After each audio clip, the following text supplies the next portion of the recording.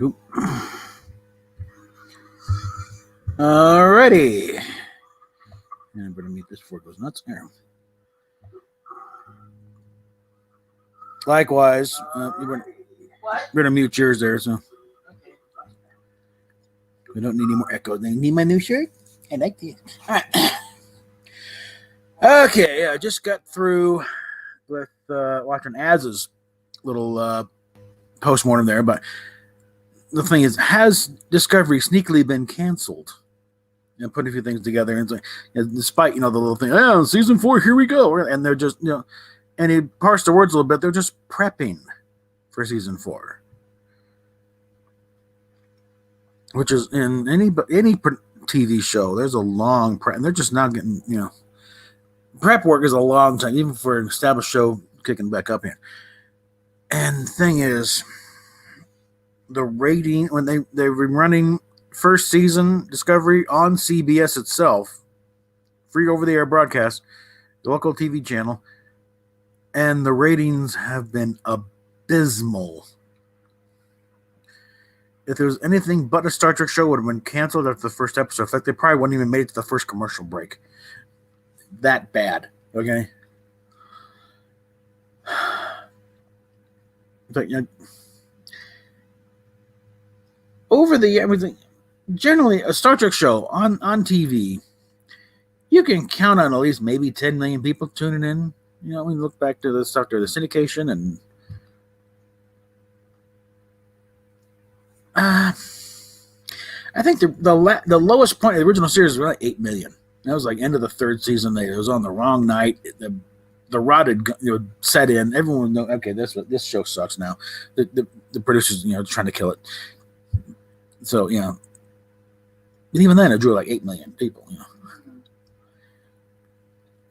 Discovery on CBS throughout this whole thing did not crack 2 million people, and when the demographic is usually 0.2, that translates to about 200,000 people within the 1834 demographic they were looking for. So no, and there's also been some personnel changes at CBS. So again, anybody who might have had any loyalty or protection of this show has been long gone. Yeah, apparently Rod's been, Rod was not in the credits. Rod Roddenberry, Gene's son, was very prominent, and he's no longer connected with it. So we can wonder what's going on there.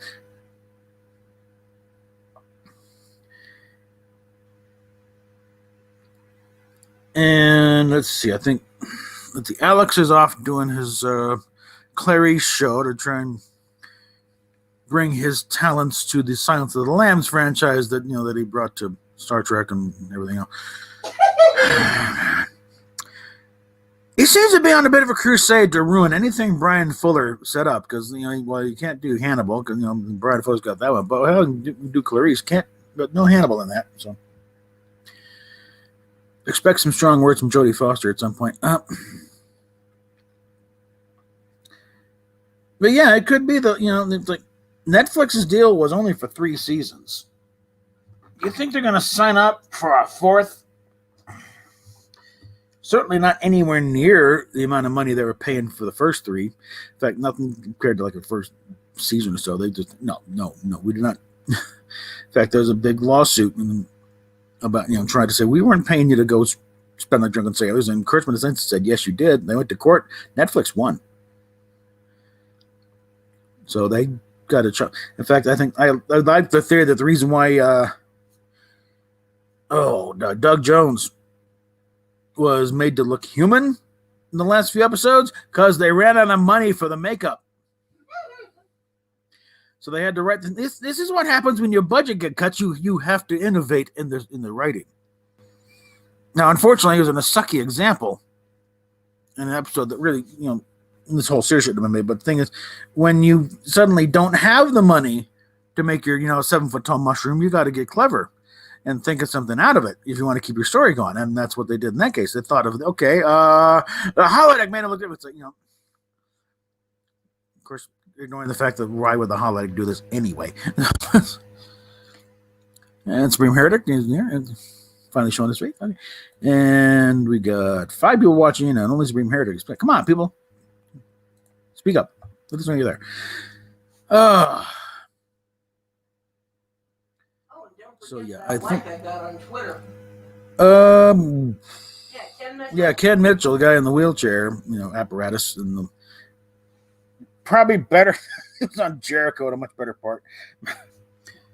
Oh, and okay, bring him on in. Hello. Hey, howdy. How you doing? Yeah. Oh, just slugging away here. Oh, man. Something I did tease in the video I put up last night. I was gonna Oh, Kai. Or no, Supreme Heritage. Yeah.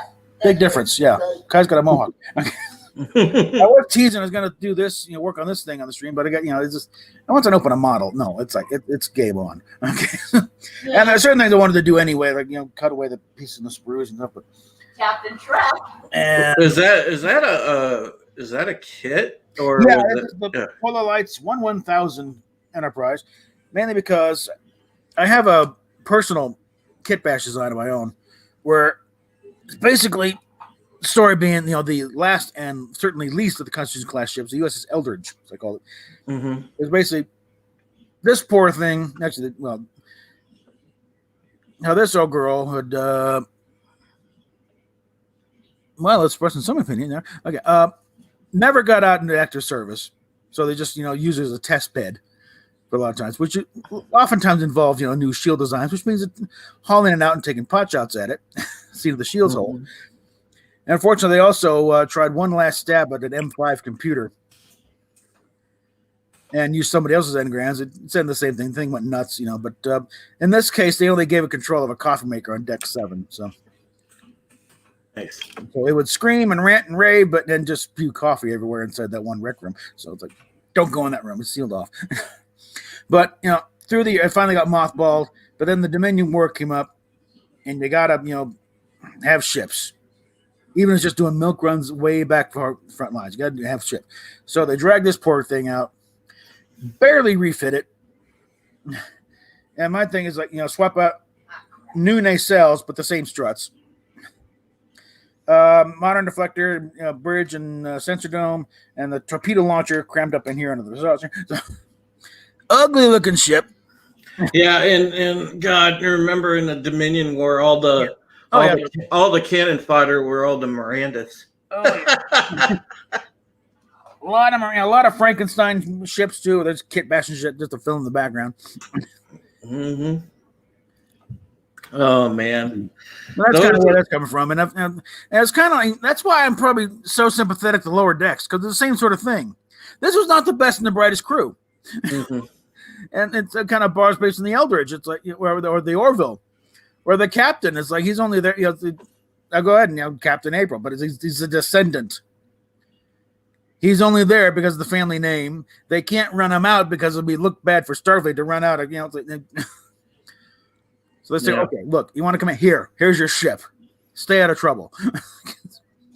Yeah, You're a misfits, and they get into all kinds I of just see my biggest problem I think has been especially with Discovery. It's funny. Like I'm a least qualified person to talk on Discovery because I literally watched one episode. It was I could tell you it was oh God, it was a month or so back, and it was me, Bear, Nerd Fun, and I think Stephen Walton and Wes, and we were all watching this episode, and it was the one where they had the crazy ice that the living ice that grabbed the ship, and we were just sitting there like, what the hell is this? Now that was the first actual episode of Discovery I've ever seen. That was the first one we actually see the Discovery in this season too, because previously it was all Mikey's Buck on our own with Dime Store Idris Elba. And that was the first episode I ever saw of Discovery. Period, because I've never watched the show only because I have a personal issue with New Trek on the TV side. In a way, we're kind of blessed to have not been through all this. And and I did meet it halfway. I watched Mhm. Picard, but Oh. even that was hard to do because, like I said, it was just such a it just felt like such a slap in the face to me as a fan. In a And, way, Picard is probably more egregious. yeah, Because you're taking stuff we know, mhm. used to love, and just raping it right there in front of God and everybody. Yeah, and Bob, I just it drives me nuts. Yeah. It drives me nuts. Because I mean, you guys know we've gone through the Mhm. same thing. People that are dual fandom that enjoy Star Wars as well. We've gone through the same thing with that. Mhm. Yeah. We haven't got anything remotely decent Yeah. until the Mandalorian. Mhm. Yeah, and it's just a shame because my goodness, and I don't see with the way current events are falling and anything like that. There's really no public pressure on these people to stop with this just ridiculousness of injecting stupidity into the franchises. So Well, I think it's going to get worse. Star Wars is in better shape, but a large part is because one, the money is dried up so badly at Disney. Oh yeah, They yeah, can't afford to play this crap anymore. yeah. They don't have the parks falling back willing to just throw money at it. No, they don't have the money to throw it anymore. So they got to start performing. Well, And there's people in charge now that actually know the stuff, have the blessing of George Lucas, even if unofficially behind the scenes. But Filoni and Favreau, they know the stuff. They're bringing in Kevin Feige, who's as big a Marvel fan as he is. He's an even bigger Star Wars fan, supposedly. well, So they're just shuffling Kennedy right at the side door, Well, you've heard, I'm sure, Jeremy and George Ripio talking about the fact they're already starting to at Galaxy's Edge to Oh yeah, put in the stuff Start from the with their Mando musical, yeah. and kind of dial back the sequel stuff. Yeah. Well, just look at the design. It'd be real easy to turn that into Tatooine. Mm-hmm. Oh yeah, They didn't alter the with Kathy and no. There's more stories ahead of us and behind us. Yeah. Lady, who do you think bring in new fans? Old fans. They raise their kids on this stuff. They tell their friends, "Hey, check this out. This is cool." People don't just discover this on their own. Well, they should have done Tatooine in the first place because it'd be cool, if somebody come in and go to one of the ports in Tatooine, man, that pulls you right in. Oh yeah, well, that was a couple thousand pounds of sand. There's your Tatooine. Yeah, because the architecture is still the same. Just change the hologram from Rey to Luke or something, or Obi-Wan. Make the bar a little more like the cantina. And it's easy to put in. And they plan that just in case this goes south. Let's not deviate too far and keep the Tatooine stuff on hand. Yeah, because it's easy to put in, the moisture vaporators and all that.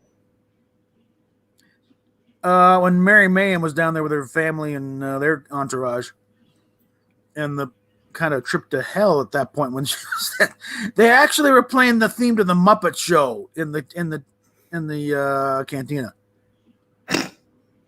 Like, what the hell? Just because you own it doesn't what? What's next? Rescue Rangers? Come on. Yeah. I heard Steph crack up with that one. Oh yeah. But yeah, Star Wars is in better shape because again, you got people in charge, and also Star Wars has been subject to revisionism before, so it's no big violation to say, okay, that out. Well, and that's why it makes me so much more upset with Star Trek because it's like, I mean, I don't understand why Kurtzman can't look over and see what his colleagues in the industry are doing. It's like, well, it should be a cautionary tale. What happened with Star Wars? Now they're slowly starting to at least, semi get it right. Why wouldn't you copy the model of what they're doing? I think there was a comment on one of my threads about or some thread I was looking at. Kurtzman and Hershey did this before on like Hercules and Xena, where they're just pissing all over the whole whatever they're at, and antagonizing the fans. Thing is, nobody noticed that because they were just two writers and tagging them, other people correcting them, whatever. And those shows are so, especially Xena, went so far off the rails towards the end anyway. No one paid attention to it. Well, listen, if people would actually know, like Kurtzman is up to this point, up until he got onto Star Trek, Kurtzman really wasn't a hack or anything. He had some decent runs on some good shows because there was especially when he was paired up with Roberto Orci or whatever his last name was. Yeah. They put together a lot of great action TV shows. Well, I think you had other people to keep them on the straight and narrow. Yeah. They didn't go too wild. When they left to their own devices, that's when things started going weird. Yeah. Well, even Roberto Orci, after a while, he left Kurtzman because, they just...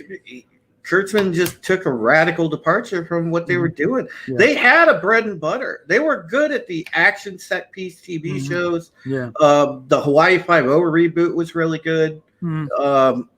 They did well with that. And then they get away from that stuff and they get onto Star Trek, and then all of a sudden, Kurtzman just I don't know if he didn't know what he was doing with the franchise or what's going on, but he just took a crap all over it and took a radical departure from the values and the things that people hold dear about it. And it just, I wonder, did some Star Trek fan, when he was a kid, piss him off or steal his lunch money or whatever?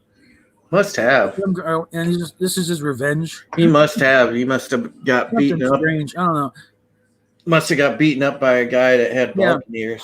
Yeah, it's kind of thing when the nerds beat you up, you're at the bottom rung.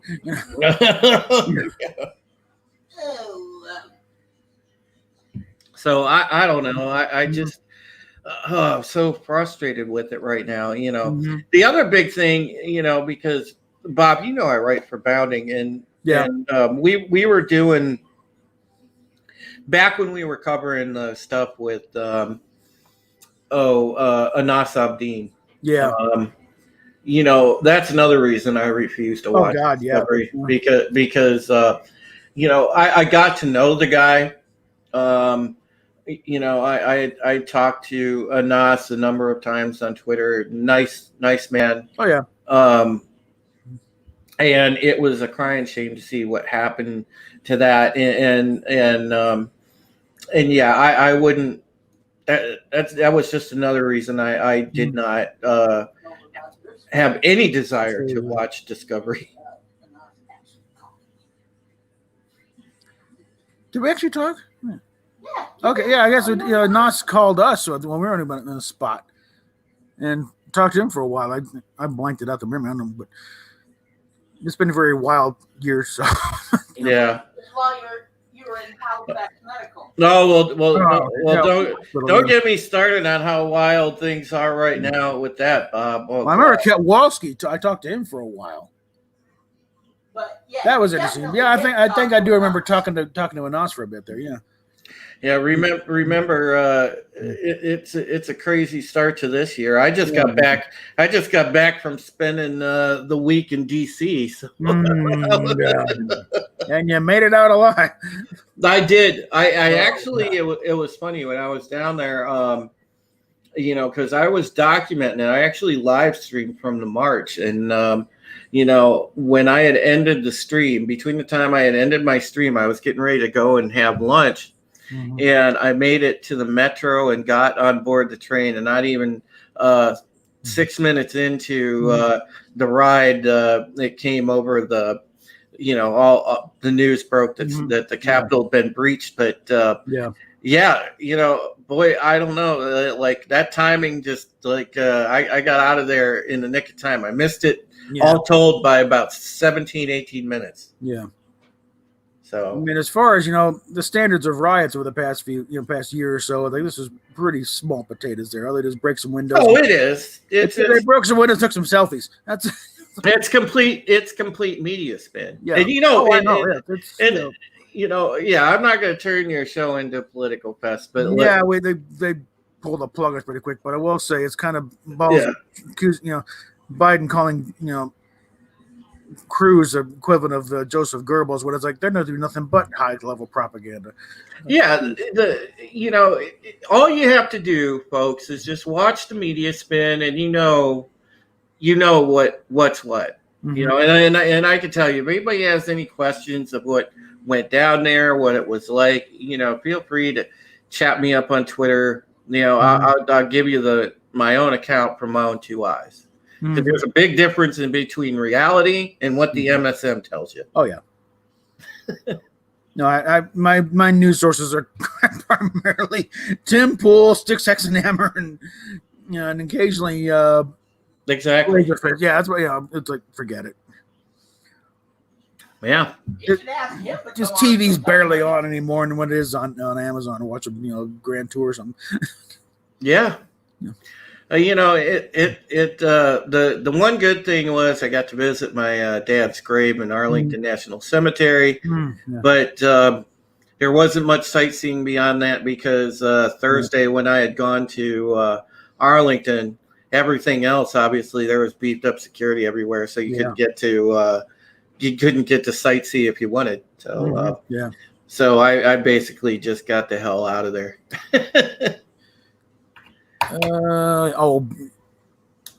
Somebody compared to Pearl Harbor. Oh, please.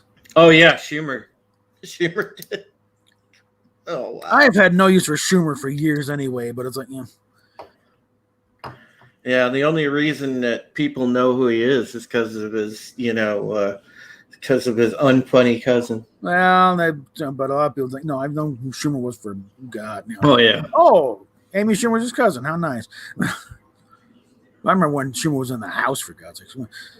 Yeah. We got the Senate. But frankly, between his statements of the past week or so, and then apparently report that Nancy tried to tell the military, don't follow his orders.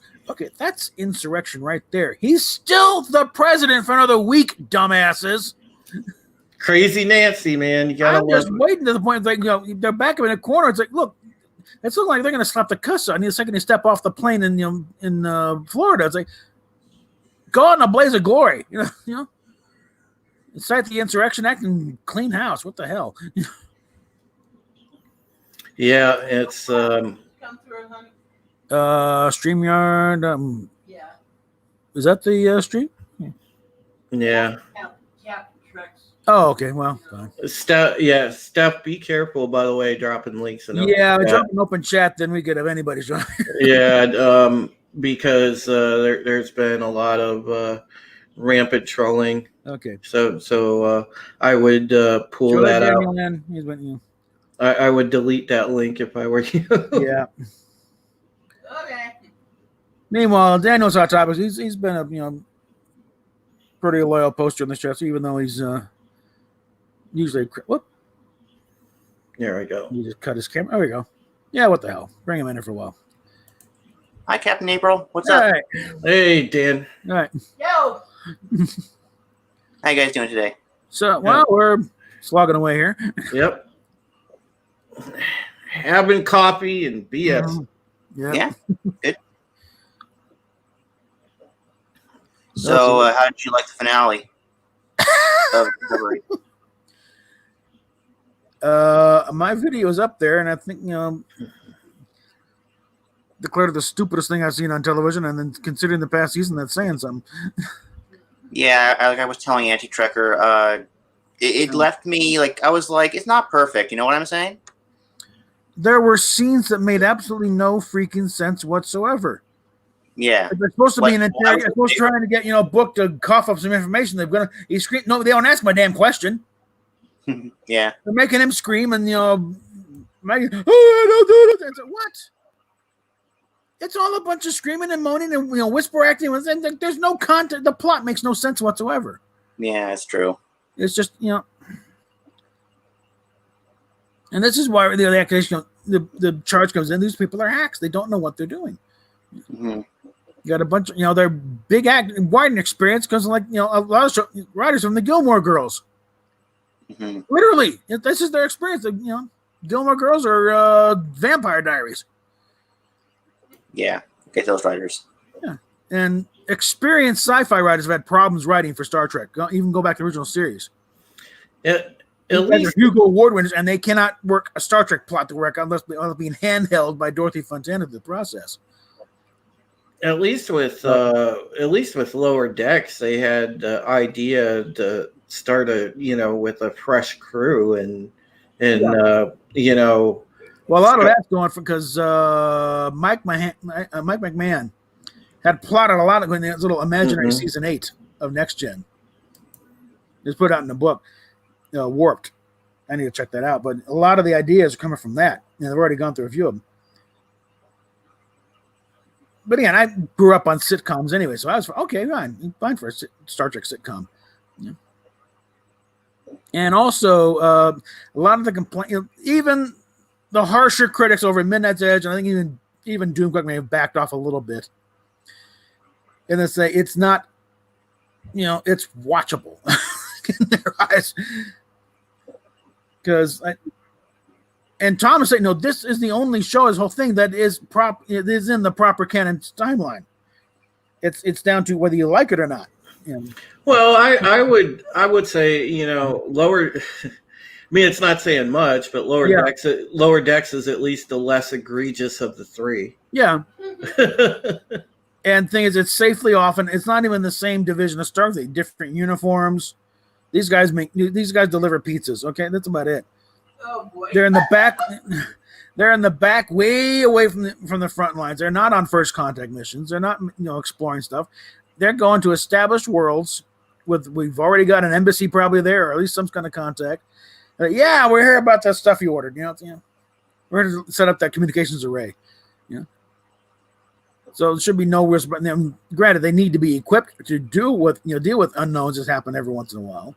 But that's not their mission profile. And again, I went around with Rob Burnett on this one, about how Starfleet should be the best of the best of the best. And I think that when they did a little trial episode where, they're making them just like, in Star Trek 6, you are Starfleet, are you not the best? No, we're not. We make mistakes. They don't know what the hell's going on at the bridge half the time themselves. They're trying to poke a hole in that, and cited an example. Did Kirk know what was going on with the soft vampire? Did Picard know? No! They figured it out because they're smart, but they're not prepared for everything.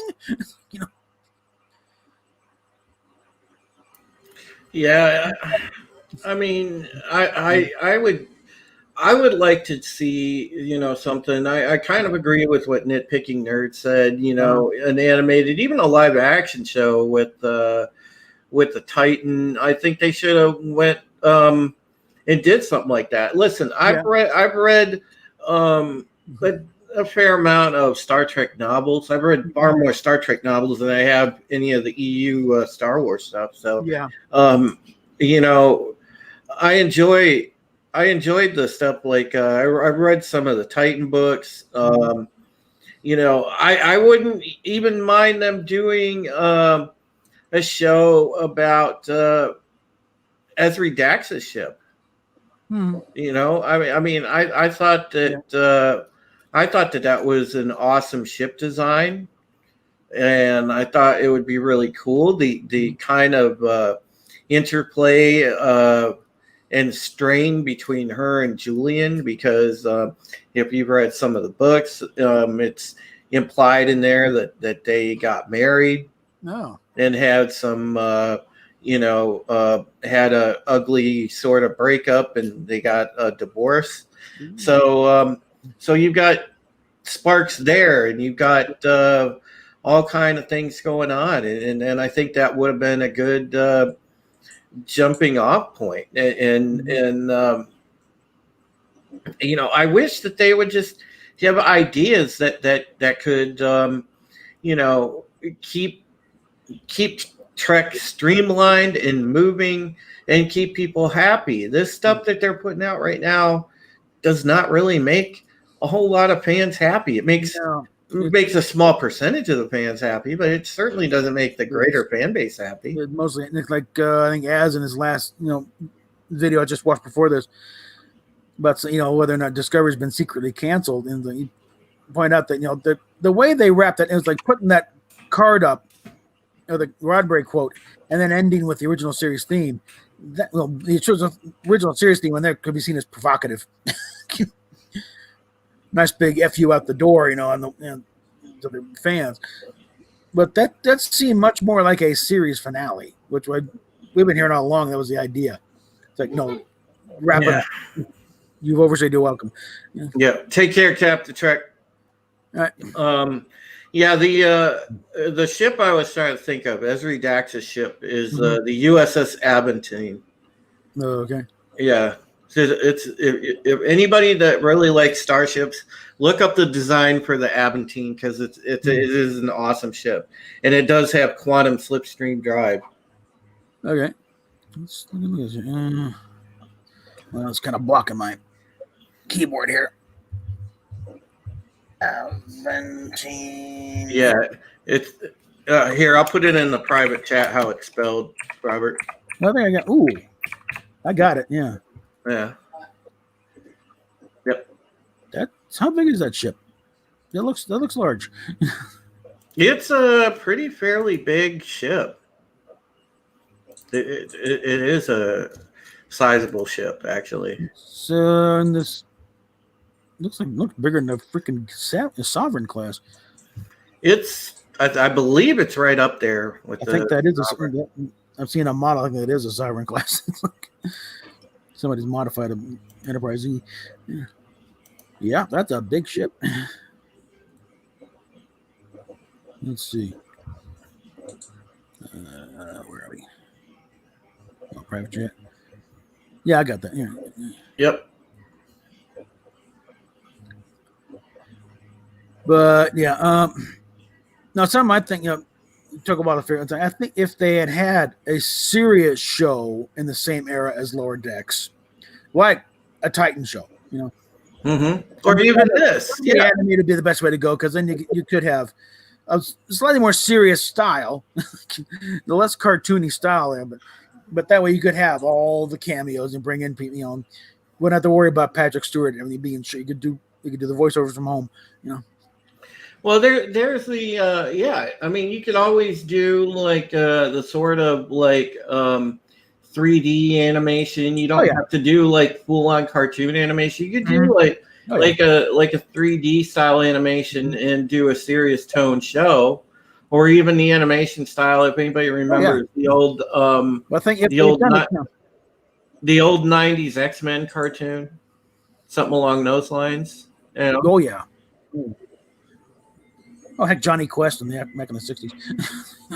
Oh yeah, God. But if they were, just have a serious show set in that era to counterbalance, the goofiness going over on Lower Decks. Because it's like, Lower Decks being the sole representation of proper timeline Star Trek.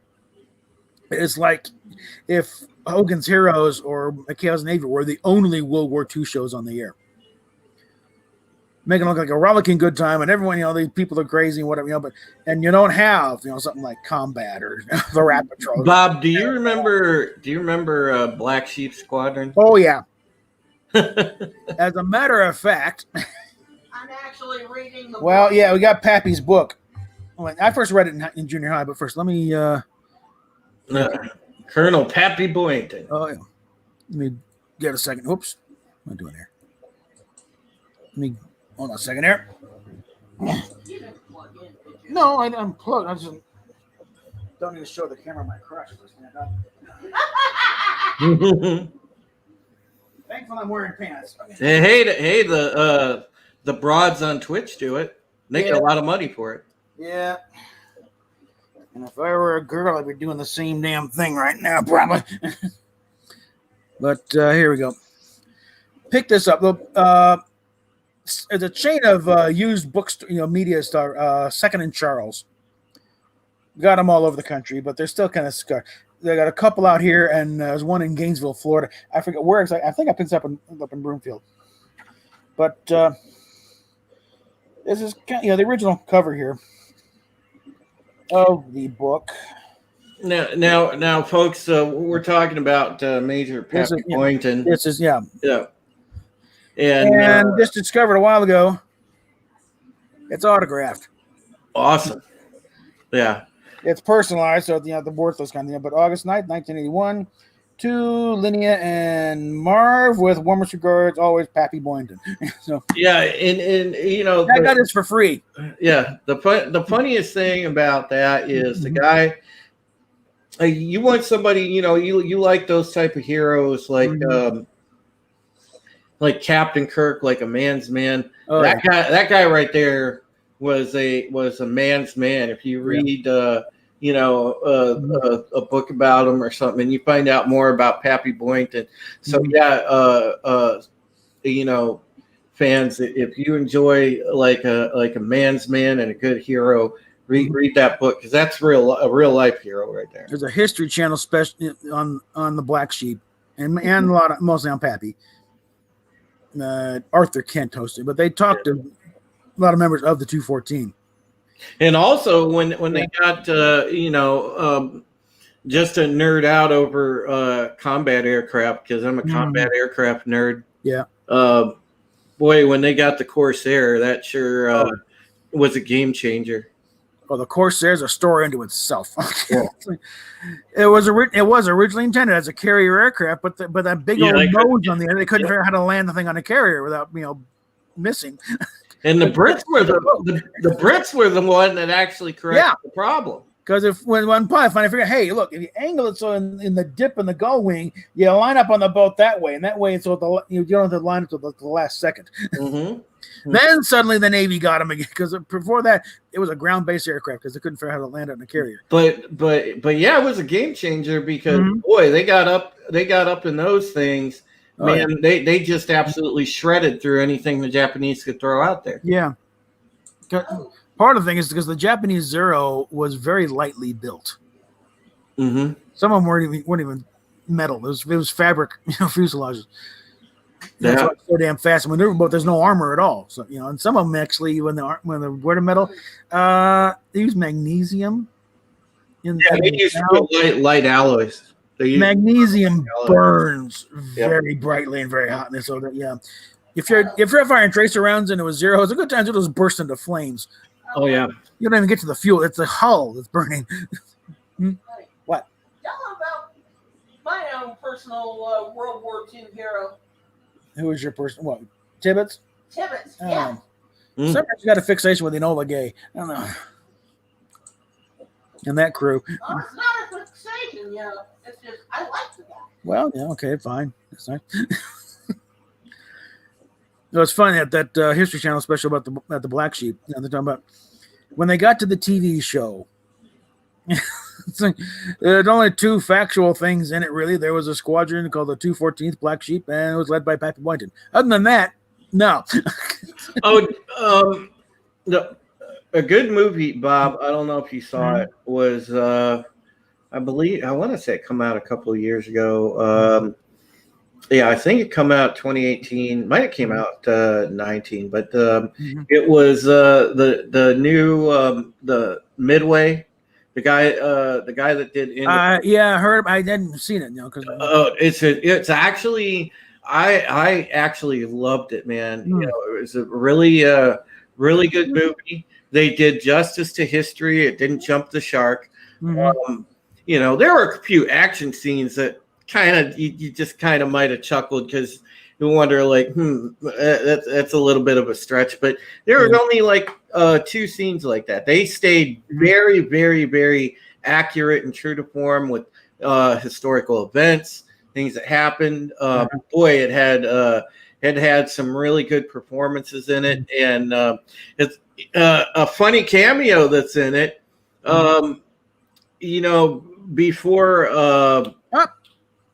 Before Nimitz comes in to take over the command of right after Pearl Harbor gets hit. Yeah. The guy that is the outgoing guy that Nimitz is replacing is none other than David Hewlett, who played our favorite Rodney McKay on Stargate Atlantis.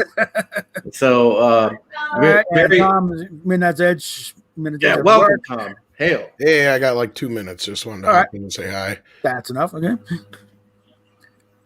How you guys doing? Well, Good. went from a post-mortem of Discovery and on to talking about war movies. So, Oh yeah, that sure felt like a series finale to me. I don't know about yeah, you. But especially with the title card and then just signing off with the original series theme. yeah, it felt pretty finite to me. Yeah. So. I think using the original series kind of last little, screw you to the fans on the way out the door. Of course, this is where the damn show should have started to begin with. Mm-hmm. 1,000 years in the future, no connections to the past outside of Star Trek is, whatever. And yeah, go ahead. Yeah, now you do this 3 seasons deep. Mm-hmm. I think we're still only talking like what, 30 some episodes? Well, they had what? I thought they actually had like 20 some episodes in the first season, and then they went shorter. I think in the second and third season. So like, I think it was 30 just between the last 2 seasons, but I could be wrong. That was weird, Tom, because I did a story. I want to say like a couple months back, and I swear to God, Kurtzman was saying there was more Discovery coming. Oh, of course they do. They say that all the time. I wouldn't trust Kurtzman as far as I could drop kick him. They say that well, here's the other thing. You have half of it is, they had the initial contract with Netflix, and nobody, of course, in our circles has seen it, but everybody's guess is it's probably was between 3 and 5 seasons, because that's Netflix's MO. Yeah. They like 3 seasons, and but if it's a popular show, they'll go for 5 maybe. And generally, I don't see Netflix going for more than 3 seasons, because that's kind of their magic number. And I think it was probably an option open for 4 and 5 if CBS pays for it, because it showed up on IATSE last year that season 4 was supposed to go into production last year, and then Strange New Worlds is supposed to go in production here in like 2 weeks. Yeah. And supposedly everybody showed up, but either nothing was filmed because everybody got sent home, or what was filmed was what we saw, and that was to wrap it up. Pickups from the. And it made me wonder if maybe they didn't have Saru in his makeup through a lot of those scenes, so they didn't have to worry about putting his damn makeup on. Because that one kid, I don't know about you guys, but the kid in the flashback thing sure looked like they deep faked the makeup on that kid. I don't know if you guys felt that way, but it didn't look like he had makeup on to me. Well, they fuzzed it up because it was a hologram. So. That's what I'm saying. Yeah, but I mean, it just the way the mouth moved and everything, it just didn't look like there was actually makeup on that kid. Yeah. Yeah, there was a lot. I don't know, it felt like there was a lot of patchwork at the end here to try and, I don't know, but put it was together, wrap it up, and get out the door with the paycheck. Yeah, literally, like the last 2 episodes, my brain shut down after a while. Like I couldn't take it. Like it would not allow me to intake any more information from the show. It's like, nope, we reject this. Yeah. The only thing I liked about Discovery in these last few episodes was like the cat. Yeah. Yeah, she wants a big ass cat now. Yeah. But yeah, it's like the last few episodes. I think I went openly screaming at the screen. Usually I'm sitting there watching, taking up, but he's like, "What the hell am I watching?" Oh, I know, and I think it broke Robert Meyer Burnett. Oh, God. And poor Az has got Heels versus Babyface has got shoved into this show now, and he's been picking my brain about some of the behind the scenes stuff. I see he dropped a video earlier. Yeah, I just watched his earlier, but has it been secretly canceled? And putting together a few of the dots here, Yeah, I don't know about secretly canceled, but it's definitely. I don't see a really bright future for it, because Picard. I mean, they keep talking smack, but I don't see no Picard happening anytime soon. Yeah, I think it's just going to be quietly put on the shelf and never talked of again. Or what they'll end up doing is Jerry Ryan's her name, right? What they'll end up doing is they might. I wouldn't be 100% surprised, since everybody kind of gravitated towards her character, if they don't try and do some kind of spin-off in its place. You get what I'm saying, of her and a different character, perhaps? It's a 709 and Rafi show. Well, I hope not. Maybe something more important, but I wouldn't be surprised. Yeah. But yeah, it's like, Picard, people sometimes hit a wall at a certain age. It's like suddenly the years catch up. Because up until about a couple years ago, Patrick Stewart seemed fine, spry, but now it's like, okay, warranty just expired, Pat. Time to go back to Yorkshire and enjoy your millions. Yeah. But yeah. I suppose I do got to run. Nice to meet you, Daniel. I don't think we've ever been on a stream before. No. We didn't get to talk. Hi, Tom. How you doing? Nice to meet you. But Drew, I hear to beware of him. Oh yeah, thanks. That was the reason I started catching some flack from one of Kowalski's supporters. Oh, because you had Drew on here? No, this was actually dragged up a video I did almost a year ago. About his calling him out for his. Okay, well, we now know Kowalski's a liar because he is. I could have told you guys that a long time ago. Oh yeah, I know. Because I tried talking reasoning to that man. I've shown him things. I've done everything I can, and he's one of those little snakes that'll like talk to you to your face one way and then another way in public. And then, you try and reason and talk to the guy some more and try and get him to understand what's going on and your point of view. And you even acknowledge his point of view, and you treat him with respect. But then he just kind of disregards it. And it's obvious that he is everything he claims everybody else is. He's doing exactly everything he's claiming everybody else is doing. Yeah. Well, I think he's trying to ride that, like, because you get some YouTubers that try to ride the shill wave and try to get Oh yeah, that's basically what he's doing. Try to get perks like influencer in air quotes. I noticed the last few episodes though he started turning back towards being, because he started off pretty critical of the show. Then suddenly he's cheering all the high heavens. Now he's gone back to being critical about it. So I wonder, Well, here's my thing with him. Yeah, he's a flip flopper, and here's where I lost all respect for him. Completely, what little I did have is when just because Anas's case didn't work out the way it did, he was instantly like, "Well, fuck Anas." It's like, okay, wait a minute here. Yeah. So you're just gonna drop just because one? It just totally blew my mind. Of all the things that I've dealt with him personally. Yeah, I think that was the one thing that really kind of drew the line for me. It's like, yep, you're done with me, pal. It's like you are such a snake in the grass, and you call everybody else grifters. Yeah, you hold this guy's coattails for over how many, like almost 2 years or whatever it was that he was dealing with this. And as soon as the shit hits the fan for him, you're like, oh fuck him, he's a liar. Well, he was talking mad trash about Gary. I know. Yeah. Yeah. Like, well, fuck you then. If you're gonna really turncoat like that, man, that shows your loyalty right there. Yeah, I did a dig into his little rebuttal times. And wait a minute, this was a test animation. Of course, it sounds the same. It's the same audio track as Dune, you doofus. That's why it sounds the same. He's not ripping it off. He's doing a test animation. Wow. Regardless, it doesn't matter. No, he just like that, on stupidity. Yeah. But no, I really got to run. But it's been fun hanging with you guys real quick. Stay long. Yeah. Dealing with a lot of stuff, and I got my own stream coming up here. So, Tom, it's great to see you. Great to see you always, brother. Man, I am so glad I'm back home from DC, Tom. Oh, yeah, I heard that was nuts. I talked to you a little bit after that, but not too much. Yeah. Yeah, I'll get with you a little bit later, man, and we'll chit chat about it. I'll talk to you Thursday for sure. Okay, the stream coming up on the main channel, or is it? This is just on Mead. Okay. All right. I'll be there with the wrench in hand pretty soon. All right. Take care, guys. We'll see you, brother. All right. I'll see you, Tom. So yeah, I think we've pretty much rung this out for a while without going too overtly political here and there. Yeah. And we got more people coming in. Oh. Ontario Bigfoot investigation. Where are we at this point? Nice. 14 people watching. Oh yeah. Hey, Ontario Bigfoot investigations. Yeah. That is one of my fascinations, my friend. I have been reading books on Sasquatch and been interested in that topic since I've been a young boy. So, props to you if you are actually an investigator. One of the fun things talking to Peter Mayhew at Starfest Denver a few years back.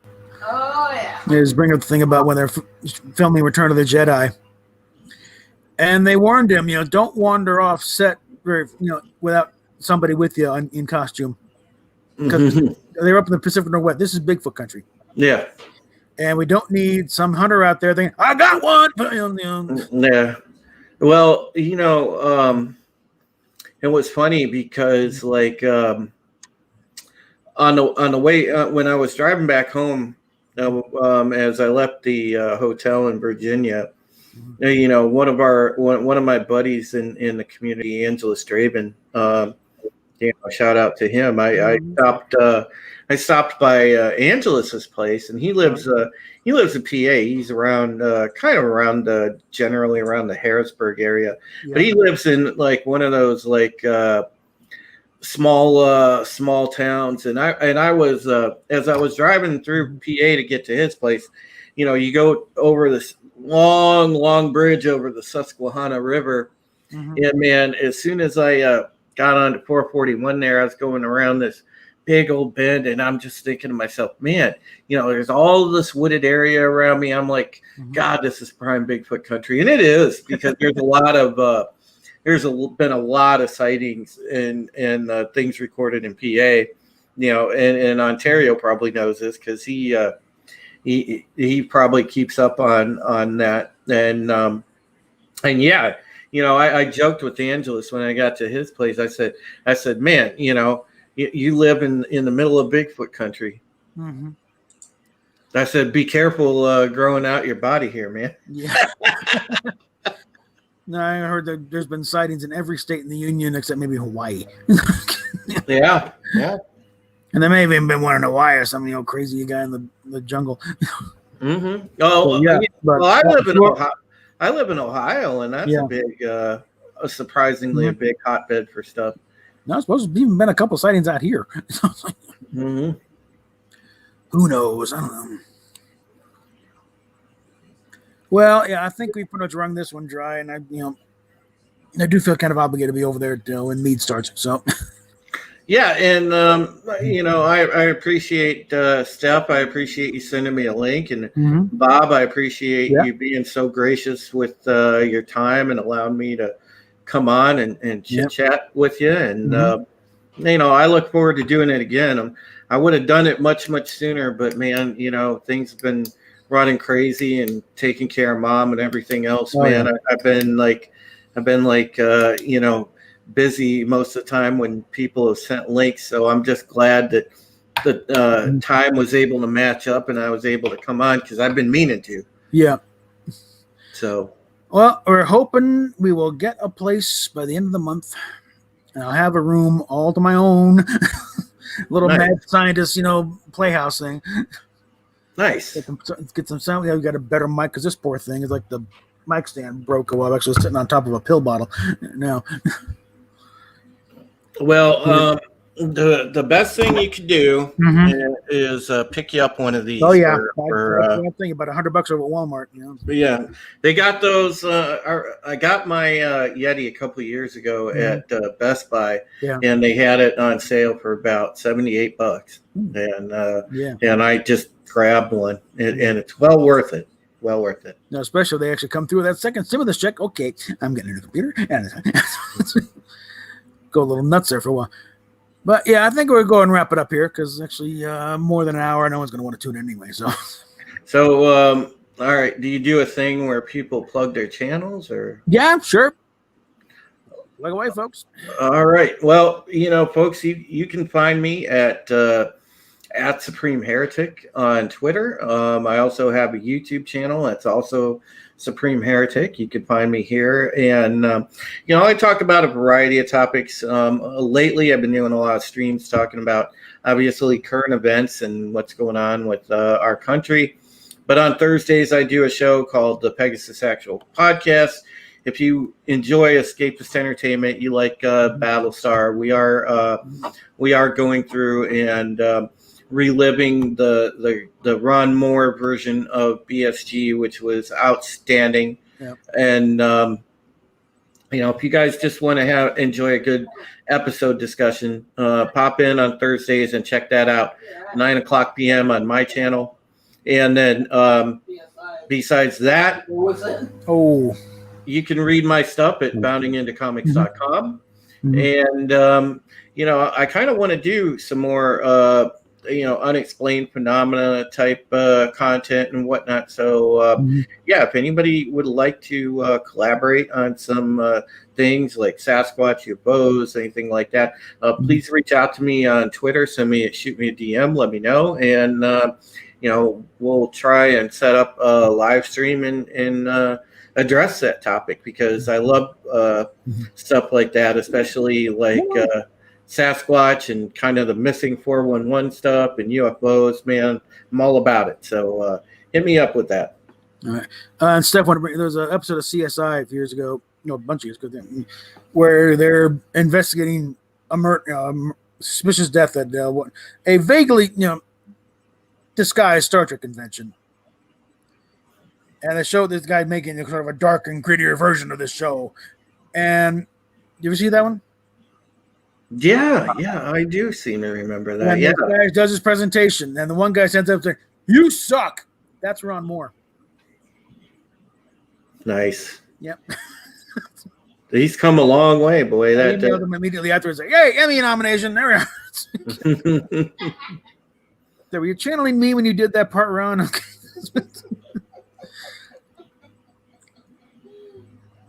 But anyway, okay, Daniel, here's your chance. Before we go, I want to say,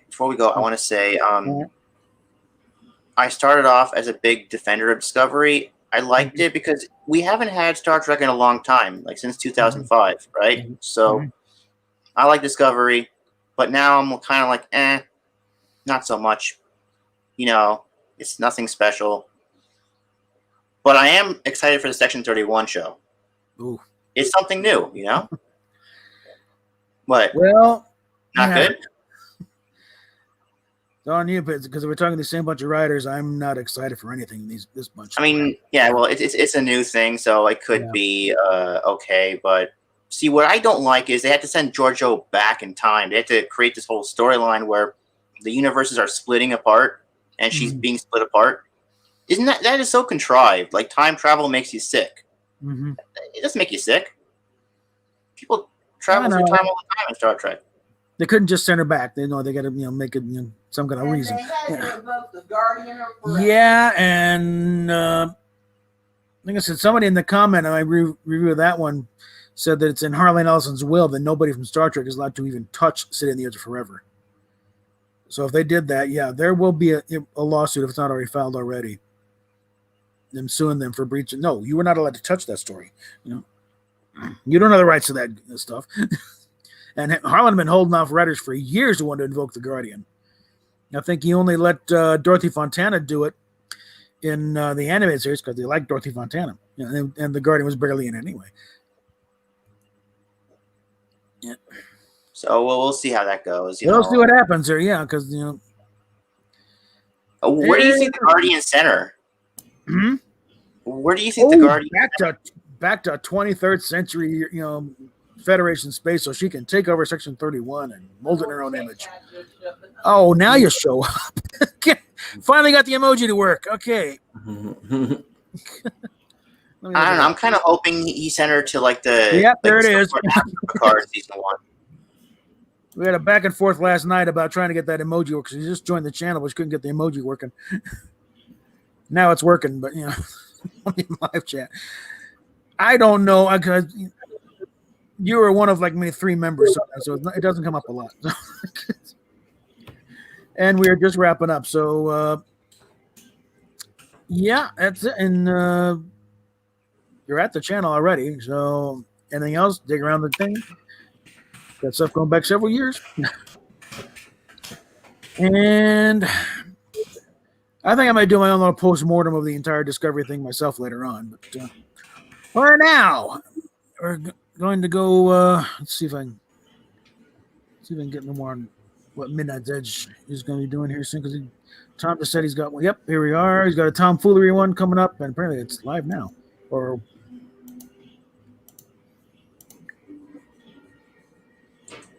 yep, they're live now. So we're going to go. Let's go post a link here. And hey, and thank you to the chat. Thank you, folks, for supporting Captain Robert April, and of course Step, and you know, All right. appreciate it because you know, they're great members of our fandom community, man. Awesome people. So you know, your views are appreciated, your chat's appreciated. You guys are the best chat on YouTube, and never forget that. And be sure to tell you where you came from. You click on that link because it's Minutes After Dark doing a little tomfoolery thing over there. Tom's by himself at the moment, so we need to go there and make him feel comfortable along with the other 90 people in there. So we're going to wrap that up there, and thanks everyone coming in. Yeah, I've also been banned from Twitter too. Actually, not just banned, suspended. I can't even cancel my account. I'm like in the phantom zone. I can look at stuff, but I can't do anything about it. Yeah, I'm still out. Yeah, she can still do it, but because she hasn't done the overly political stuff I've done. But okay, so we will wrap up there, and we'll catch you later, guys.